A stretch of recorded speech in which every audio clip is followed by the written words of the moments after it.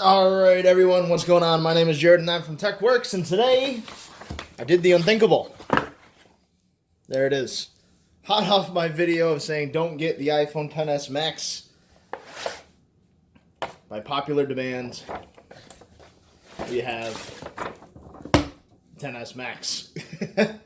So my reason for not getting it was mainly because early adopter issues like software updates with the beauty mode, or quote-unquote lack thereof, which is kind of there and kind of not there, as well as some people reporting display issues. But I voted against it, so here it is. So we're going to do a typical unboxing experience. I am then going to show you the few things that I want to check out, which is supposedly the faster Face ID due to iOS 12. I want to see what a selfie looks like. And pretty much that's it. Other than that, your iOS 12 experience is going to be very similar to what I demonstrated in the betas, but nothing too crazy. So, let's do it. Nala's up here helping me out. I love it. Now, for everyone who says, you know, the cat shouldn't be around this stuff, listen, I have good cats. They're good people. They like to hang out. So, why not let them? They don't do no harm. So, typical iPhone experience, 256, XS Max. So they also did not include the headphone dongle anymore, which I really don't care about, but some people do. Gotta love a good box. Let's take a, yeah, there it is. So, you have your normal information inside. There's probably not going to be anything new in here. Last year it was different due to the fact of Face ID. You have your normal Apple stickers, regulatory information, how to put in your SIM card, and your SIM ejector in there as well. Fun fact, I just learned today that the only iPhones that come with a SIM eject are the unlocked ones. I did not know that. So, here is the device. That is pretty big. No pun intended. Again, you have your headphones, lightning, your little dinky 5-watt power brick, which, again, they should include fast charging at this point, and your lightning cable there. Leave all of that here, and we're just going to look at the phone. So this is the gold color. While I'm looking through the camera, this kind of looks like a dark, like a caramel almost color. The sides are very, very bright gold, and I like that a lot. This was the new color. They introduced the shiny gold color a long time ago, which is like that anodized. This is the first one that's really, I guess, brilliant gold. And the back, I really would call the back like a mocha. That's pretty cool. I do like it. I had the white iPhone X before. I did enjoy that very much, but we'll do the gold this time, just to be different. Black, I enjoy the black one, but it just doesn't do it for me sometimes. It's just too plain. So there you have it. There is the iPhone XS Max. For size comparison, here is my Note 9. Now, Note 9 is going to be going down the road very shortly because in order for me to pay for this guy, the Note 9 had to do its sacrifice. So, the Note 9 will be sold on Swappa. Check it out there if you are interested. Had to choose, so we went with the iPhone X. So there you have it. It's basically the same size. I would say more or less the same thickness. I do have a screen protector on this, so it may be hard. But basically the same. I'd say it's a little bit shorter due to the lack thereof bezel. You know, you have the notch instead of the bezel. And then just for comparison's sake, we have the Pixel 2 XL, which has its bezels like that. So it's just a little bit smaller and a little bit thicker, especially with that camera hump, than the Pixel 2 XL. But overall, very similar in size. So if you're looking to see what kind of size it is, I would say that your best bet is to look at the Pixel 2 XL. That is basically as close as you're going to get physically size-wise. Now the screen-wise, though, the screen on the iPhone X is certainly a little bit bigger. Not much, just enough.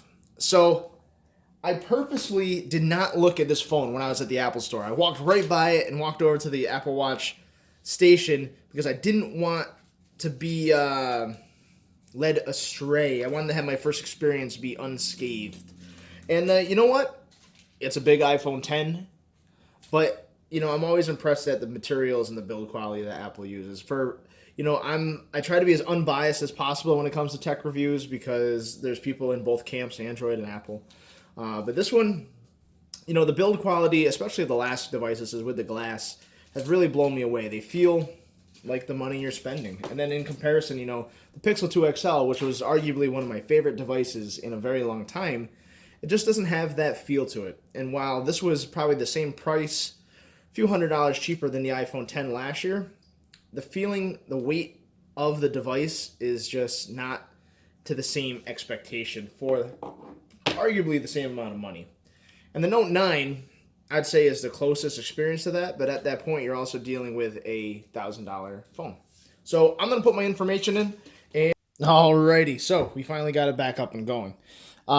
So the iPhone has changed a little bit in terms of specs, which it's kind of exciting for the specs. So Apple came out with their first 7nm process chip, the A12, which all that means is that it's smaller than last year's 10nm. Essentially, you can get more transistors on a chip, so that's moving forward in terms of chips. Apple does make some great SoCs. Their A12 is killer in benchmarks, and it does power this thing really, really well. As you can see, I got a whole bunch of apps right now installing. Also, other things that have changed. So if you've watched my videos before, I did a video on the Panda Pixel, which is the Pixel 2 XL, and its eSIM technology. And really, it hasn't been too mainstream, that eSIM technology. But what it essentially does is an electronic SIM card, which Project Fi, Google's MVMO, uses to activate on your Pixel, meaning you don't need an actual SIM card in your slot to have your phone get service. This year, this is the first time that the iPhones have an eSIM technology built in them. Now, a lot of their, the Apple Watch, the Galaxy Gear watches, they all use eSIM tech because they're a watch and they don't have a spot for the SIM card. But this now means you can have two SIMs technically in this phone. One original full-size SIM card you put in through the slot, and another that you could activate later in the eSIM settings.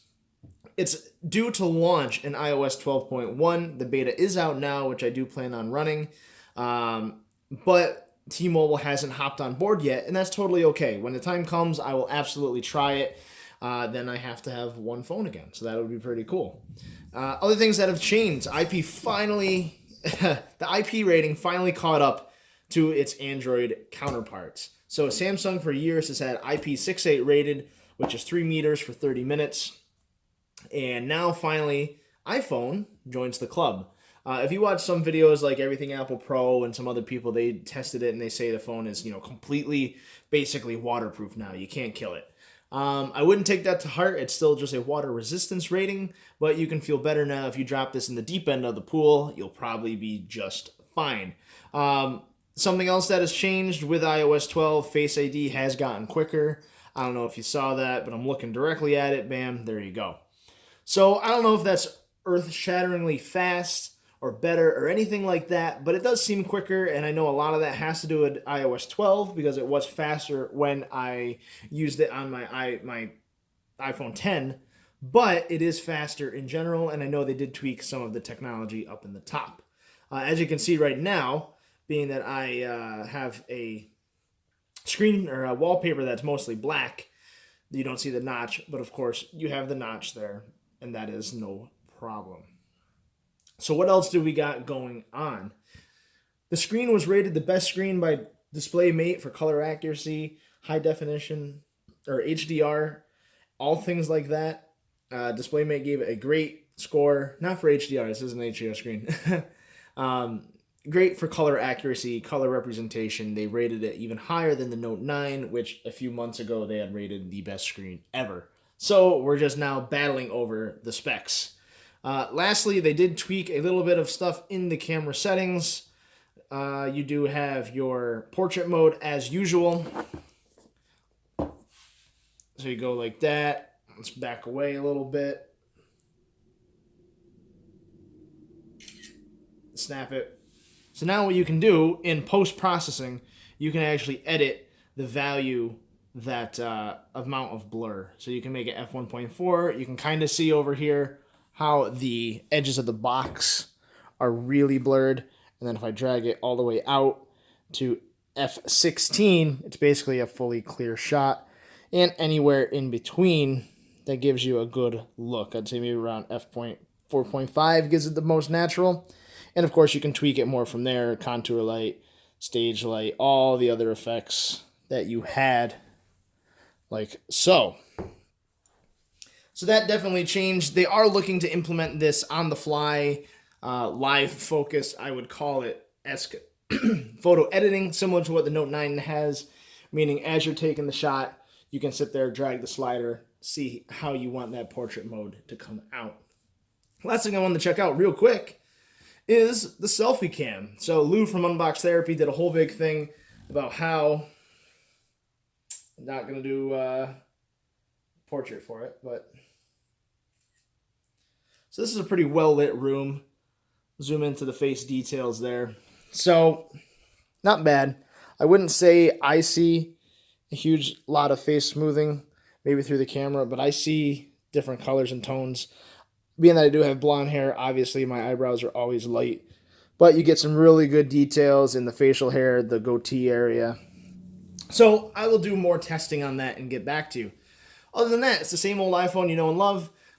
It has won some battery test awards now, a combination of a little bit bigger battery because of the bigger frame, as well as the A12 is really just bumping it up as far as how long this phone will last for.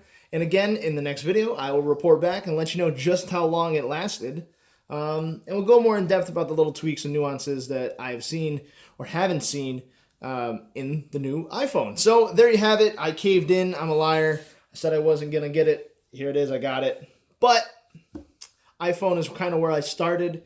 I do have, good memories with a lot of Apple products. I have my iPhone first generation. I have the 3GS, the 4S, and whatever else that's thrown around in my drawer. So I have enjoyed Apple products for a long time, and while they may not always be the most cost-effective, that's for damn sure, they do make a good product, in my opinion. So is there always going to be phones that do something else better? Absolutely. But consistency is key, and they nail it for consistency's sake. So anyway, my name was Jared. Thank you again for watching this video. Stay tuned for more iPhone stuff, and we will see you all in the next video.